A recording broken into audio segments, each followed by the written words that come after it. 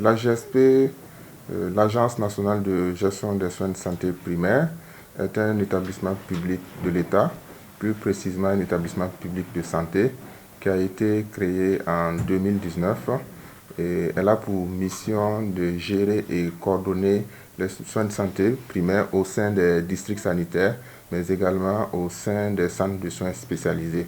Donc, en d'autres termes, ça vous dit que la GSP a pour mission de gérer tout ce qui concerne les CSPS, les CM, et avec la transformation de certains CM en CMC, mais également les CMA et les centres de soins spécialisés. Ce qui pourrait expliquer le passif social au niveau de la GSP, c'est déjà le retard dans la mise en œuvre de la fonction publique hospitalière. Il faut le dire parce que la loi 057 a été adoptée en 2017 pour entrer en vigueur pour compter du 1er janvier 2018. Et je pense qu'au départ, la GSP, les agents de la GSP étaient gérés sur le SIGASPE à travers un administrateur provisoire qui était le directeur des ressources humaines du ministère de la Santé. Mais la GSP a été rendue opérationnelle pour compter de juillet 2022 avec le développement d'un logiciel propre à lui qui est le log AGSP. Je pense que c'est à partir de cette date que la GSP a commencé véritablement à prendre en charge intégralement tout ce qui est prise en charge salariale de ces agents qui sont estimés à 18 475 agents repartis dans les 70 districts au niveau du ministère de la Santé. Ça, c'est un premier aspect qui pourrait expliquer l'accumulation du passif social. Aussi, ce qui pourrait expliquer le passif social, c'est l'inflation au niveau des actes. Au niveau du ministère de la Santé, il faut dire qu'il y a plus de 25 établissements publics de l'État où ils exercent tous sous l'empire de la loi 057. Donc ça veut dire qu'une fois que ces derniers doivent exercer au sein des EPS, il faut qu'ils soient détachés.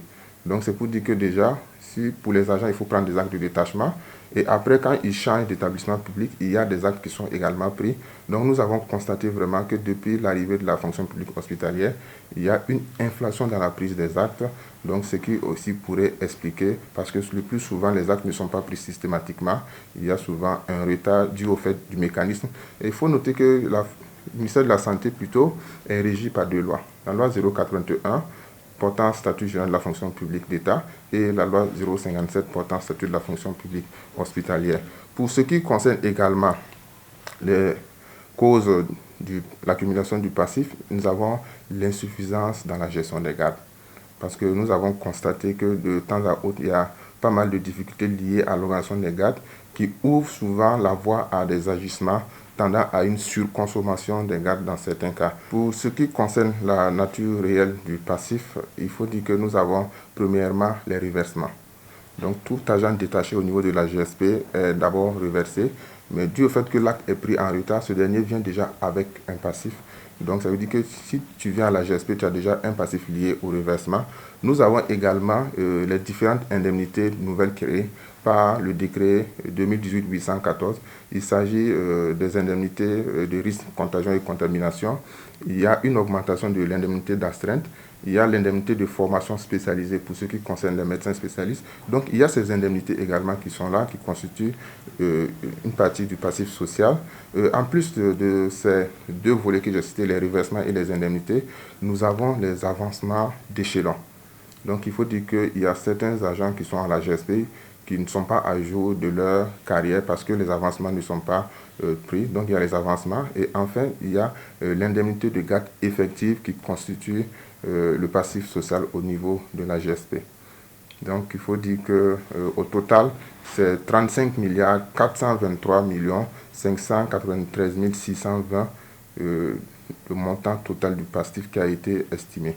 Déjà, il faut dire que cette décision est salutaire et c'est pour nous l'occasion vraiment de remercier les plus hautes autorités.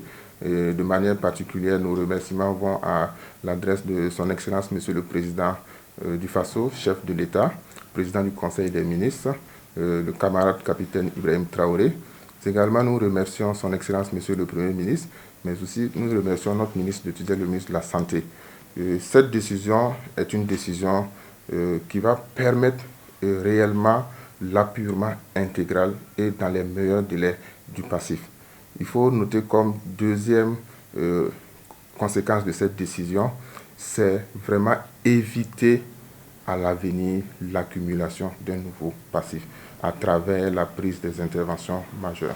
Les mesures prises pour éviter à nouveau, c'est vraiment, premièrement, c'est la prise diligente et urgente des actes de carrière du personnel suivi du paiement des incidences financières. Comme deuxième mesure, c'est la digitalisation des programmes de travail, y compris les cadres, à travers la mise en œuvre d'une plateforme SysPro. Cette plateforme est vraiment une révolution au sein du ministère de la Santé parce que nous avons constaté que le plus souvent, les programmes de travail ne sont pas élaborés à temps et ne sont pas aussi affichés dans les centres de santé. Donc, c'est pour dire qu'à travers cette plateforme, le programme de travail sera disponible à tout moment par les acteurs, mais également aussi par les usagers du service public de santé. Il y a aussi la simplification des actes pour répondre à l'inflation des actes induite par la loi portant fonction publique hospitalière.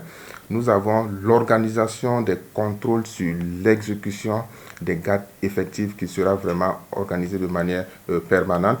Il y a également la mise en place des unités de traitement opérationnelles au niveau des districts sanitaires et au niveau des directions régionales de la santé.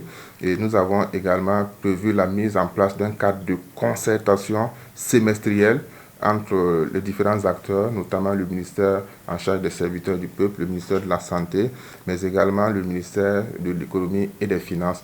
Il y a également la mise en place d'un comité interministériel pour vraiment le suivi de la mise en œuvre de cette décision vraiment majeure que je qualifie, prise par le Conseil des ministres en ce jour 2 avril 2026. Je pense que le délai pour la mise en œuvre de ce passif social est de 7 mois pour compter du mois d'avril.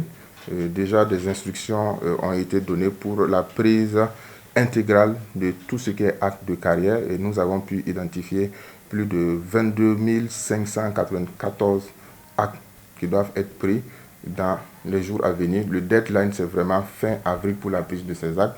Et ces actes sont composés des décisions de reversement au nombre de 4139 agents, mais également aussi, il y a des décisions d'avancement qui concernent 18 455 agents. Il y a déjà cette volonté des plus hautes autorités du pays pour l'appurement du passif.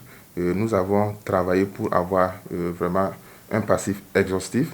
Et aujourd'hui, nous sommes vraiment ravis que cette décision soit prise et nous voulons rassurer les agents de santé de la GSP que nous ne ménagerons aucun effort pour la mise en œuvre de cette décision qui a été prise par le Conseil des ministres et on se donne rendez-vous dans 7 mois pour l'évaluation de la mise en œuvre de ce passif-là. Je vous remercie.